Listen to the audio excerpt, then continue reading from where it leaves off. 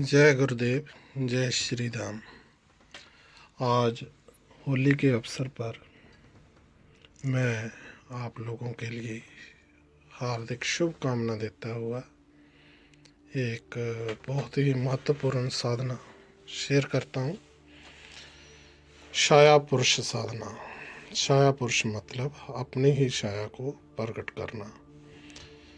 इस साधना के जो बेनिफिट होते हैं या जो फ़ायदे मिलते हैं उसमें मेन ये है कि हम किसी के भी मन की बात जान सकते हैं और अपने आसपास के वातावरण को अपने अनुकूल किया जा सकता है और कुछ एक जगह बैठे दूसरी जगह की खबर ले सकते हैं। मतलब कि जहाँ बैठे हम कहीं भी अपनी छाया के माध्यम से बहुत स्थान की जानकारी हम ले सकते हैं। और भी इस साधना के छोटे मोटे बेनिफिट है, जैसे कि जितनी आपकी साधना में पकड़ता रहेगी उतना ही आपको वो चीज़ नज़दीक लगेगी, वो बेनिफिट मिलेगा। जैसे कि किसी चीज़ को प्राप्त कर लेना या किसी चीज़ को किसी दूसरी जगह पहुंचा देना, ये भी छाया पुरुष के माध्यम से किया जा सकता है। इसके लिए आप लोगों ने करना क्या है? सबसे पहले तो ये साधना की अनुमति मैं उन्हीं लोगों को देता हूँ जो श्री धाम से दीक्षित है, जो श्री धाम से जुड़े हुए हैं। जो इस लाइन से बाहर है उनकी मैं रिस्पॉन्सिबिलिटी नहीं लेता, क्योंकि मैं चाहता हूँ कि लोग एक चेतना से जुड़कर ही इस साधना को करें, अथवा इस साधना का दुरुपयोग होने का डर रहता है। दूसरा, इस साधना में आपको सामग्री क्या क्या चाहिए? सबसे पहले काले रंग की धोती ले लीजिए और आसन भी इसी कलर का रहेगा और तिल, काले तिल 1.25 पाव या 250 ग्राम तिल ले लीजिए और तिल का तेल ही लेना है और तिल के लड्डू लेने हैं भोग के लिए।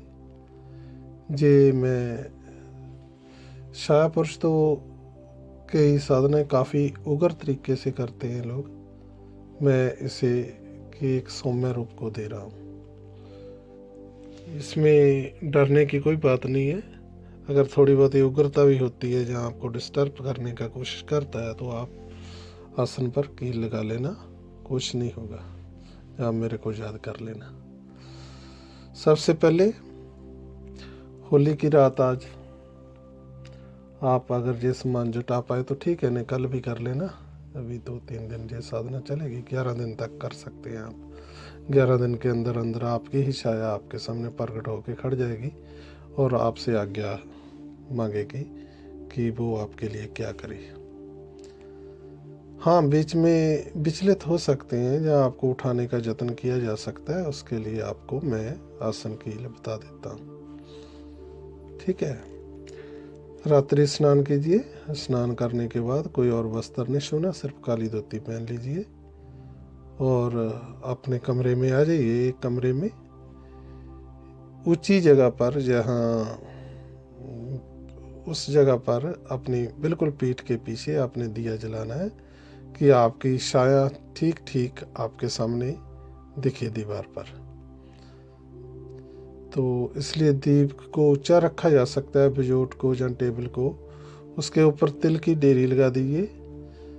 तिल भी ले सकते हैं, उड़द भी ले सकते हैं, जो आपको उचित लगे। किसी प्लेट में या किसी पेपर में या किसी ऐसे ही वहाँ अष्टदल बनाइए। अष्टदल बनाने के बाद उसमें तिल की डेरी लगाइए। उसके ऊपर दिया तिल के तेल का आपने जगा देना है। उसका पंचोपचार से पूजन करना है, खास करके संदूर से पूजन कीजिए और उसके आगे 5 तिल के लड्डू पेट कर दीजिए भोग के लिए। और सबसे पहले गुरु और गणेश जी को याद कीजिए, उनसे साधना के लिए आज्ञा मांगिए। जब आपको अनुमति मिल जाती है साधना की, तो आपको थोड़ा सा आभास होएगा कि हाँ, आपके शरीर में कुछ हलचल हुई है। तो उसके बाद पंचोपचार पूजन तो कर ही लिया आपने, और भैरव जी को सारे साधना के विघ्नों को दूर करने की प्रार्थना करते हुए उनके लिए भी 2 लड्डू रख दीजिए। और अपनी पीठ उस दीपक की विपरीत दिशा में कीजिए, मतलब कि अपनी पीठ दीपक की तरफ कीजिए और आपकी छाया सामने दीवार पर उस दीपक की रोशनी में दिखे। तो उस छाया को देखते हुए आपने जो मंत्र जपना है, ओम ह्रीम ह्रोम क्रोम हुम छाया पुरुषाय फट। ओम ह्रीम ह्रोम क्रोम हुम छाया पुरुषाय फट। इस मंत्र का आपने, अगर आप माला से कर रहे हैं तो 51 माला कर लीजिए, नहीं अथवा 3.5 घंटे करना है। 3 घंटे 32 मिनट तक ये मंत्र जप होएगा। मंत्र जप करते करते ही आपको ऐसा लगेगा कि कमरे में आपके अलावा भी कोई है, जहाँ आपकी छाया आपको चलती हुई फील होएगी, जहाँ आपकी कभी उसका आकार बढ़ जाएगा, कभी उसका आकार छोटा हो जाएगा, कभी आपको किसी के हंसने की आवाज़ आएगी, कभी किसी के रोने की आवाज़ आएगी, कभी आपको ऐसा लगेगा कि कोई आपको ये कह रहा है कि इस साधना को छोड़कर भाग जाओ, पर आपने वहाँ से टस से मस नहीं होना, बस साधना में लगे रहना है। अथवा अपने ही साय से अगर आप डर गए तो आप जीवन में कुछ नहीं कर पाओगे। तो इस तरह आपने ये साधना कुछ दिन तक करनी है। तीसरे दिन ये अनुभव होने लग जाते हैं कि आपकी छाया आपसे बातें करने को आतुर हो जाती है, आपके सामने खड़ी होकर कुछ हरकतें करने लग जाती है। तो बस ये याद रखना है कि तिल के लड्डू जो आप बनाते हैं रोज भोग लगाना है। 5 लड्डू का रोज भोग लगाना है, ठीक है। तो मंत्र जप करते रहना है निरंतर। आपको आसन की कील बता देता हूँ। जब आप अपने आसन पर खड़ के साधना करें, अगर बैठ के करनी है तो बैठ के कीजिए, उसमें भी आपकी छाया, आपका दीपक आपकी पीठ के पीछे रहना चाहिए। दीपक की लो आपकी तरफ हो और दीपक पीठ के पीछे हो, छाया आपके सामने दीवार पर पड़ रही हो, तो छाया को देखते हुए मंत्र जपना है। और आसन जप करना है, पृथ्वी माता को नमस्कार करें और बोले, ओम गुरुजी आसन बांधूं सिंहासन बांधूं तेरे गुरु की माया, सबा हाथ धरती बांधूं जहाँ पर बैठी मेरी काया, सतनाम आदेश गुरु का। ये आसन की कील है। इसका जप करने के बाद आप जी छाया पुरुष साधना शुरू कीजिए और गुरु कृपा से आप बहुत जल्दी सफल होंगे।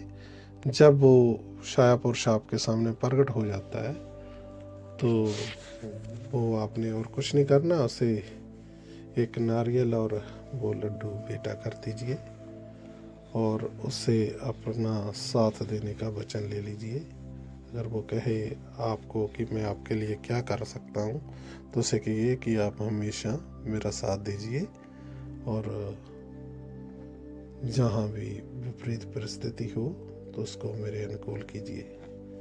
बस इतना कहना है तो छाया पुरुष आपको वचन दे देता है। उसके बाद वो जो माला जिससे आप जप कर रहे हैं, काली हकीक की माला लेनी है, वो अपने गले में धारण कर लीजिए। तो आप देखेंगे कि पूरा कमरे का माहौल ही चेंज हो गया है। उसमें एक अजीब सी हलचल फील करोगे और अजीब सी खुशबू फील करोगे। इसी तरह ये साधना संपन्न हो जाएगी और दूसरे दिन से ही साधना के प्रभाव में जैसे आप उसे एक मात्र सोचने से भी पहले आपके कार्य हो जाएंगे। जैसे सोचेंगे वैसे छाया पुरुष आपके सामने हाजिर हो जाएगा और आपके कार्य को आपके अनुकूल कर देगा। ठीक है, आज के लिए बस इतना ही। आइए होली आपके जीवन में नए रंगों की शुरुआत करें और आप जीवन में खुशियाँ प्राप्त करें और गुरु कृपा आप पर बनी रहे।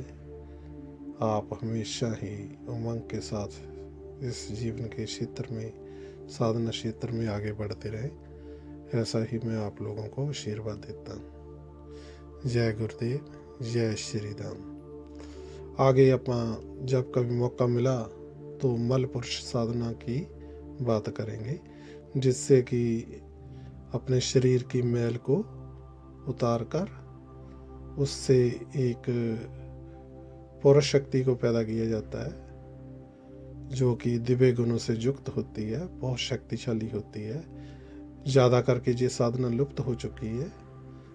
माता पार्वती ने जैसे अपने शरीर के मैल से गणेश को पैदा किया था, इसी तरह अपने शरीर से हम एक बहुत ही दिव्य और जबरदस्त शक्ति प्रकट करते हैं, पहलवान की तरह। उसे मल पुरुष बोलते हैं और उससे हम अपने शत्रुओं पर विजय प्राप्त करने के लिए ही उसका प्रयोग करते हैं। और भी बहुत सारी चीज़ों में या जीवन के काफ़ी रहस्यों में वो हमारा साथ देती है। चलो खैर, फिर कभी। जय गुरुदेव, जय श्री राम। आप खुश रहिए, हमेशा खुशियाँ मिलती रहें।